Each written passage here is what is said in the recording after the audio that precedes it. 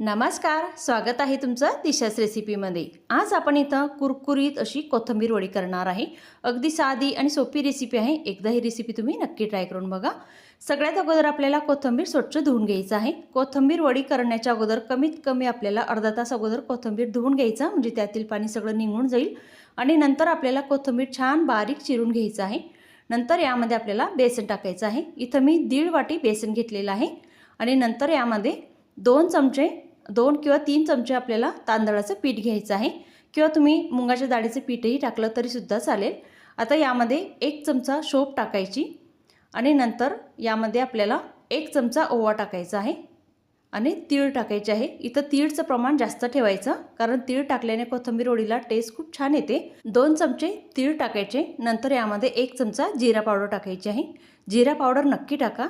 आणि नंतर यामध्ये आलं, लसूण आणि हिरवी मिरचीचा ठेचा करून टाकायचा आहे आणि दही टाकायचं। दही इथं मी 1 ते 1.5 चमचा दही टाकलेला आहे। 1 छोटा चमचा हिंग टाकायचा। नंतर अर्धा चमचा हळद टाकायची आहे। आता यामध्ये मसाले टाकायचे आहे। तर अगदी थोडासा गरम मसाला टाकायचा आणि थोडंसं तिखट टाकायचं आहे। तिखट आपल्याला म्हणजे हिरवी मिरची वापरलेली आहे, तर तिखट फक्त रंगासाठी टाकायचं।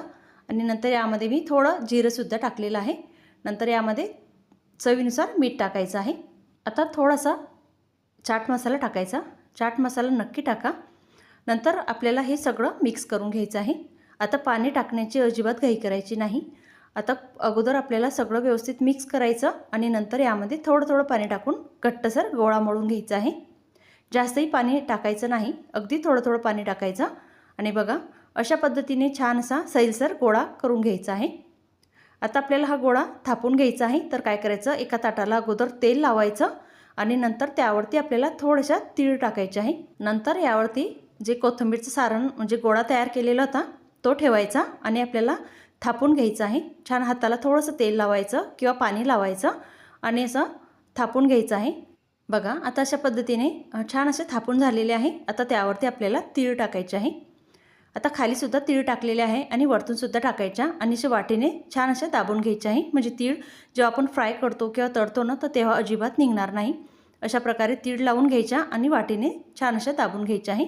नंतर एका साईडला मी पाणी तापत ठेवलेलं होतं। पाणी छान तापलेलं आहे।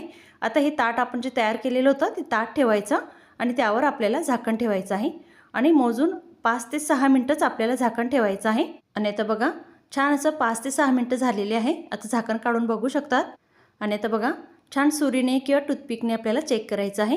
आता सुरी मी त्यामध्ये टाकून बघते। बघा, अगदी क्लिअर निघत आहे, म्हणजे आपलं कोथिंबीर वडी अगदी परफेक्ट तयार झालेली आहे।